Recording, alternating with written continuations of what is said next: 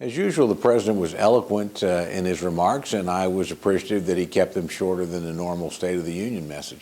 Having said that, I was disappointed by the things that he didn't focus on in his speech. The president laid out no serious plan to actually balance the federal budget. He's racked up more debt than any president in modern American history. We ought to be talking about how to bring down the deficit and begin to pay down the debt. Again, not a word about that. Second, he laid out no real strategy to actually defeat ISIL. This is a very dangerous enemy that's risen while he was president, that's taken large parts of Iraq and Syria and is launching terrorist attacks around the world, as we saw in Paris, and inciting terrorism here in our own country, as we saw in San Bernardino. Again, no real strategy to actually dismember and destroy ISIL. And finally, the biggest problem the average American faces is getting a decent paying job.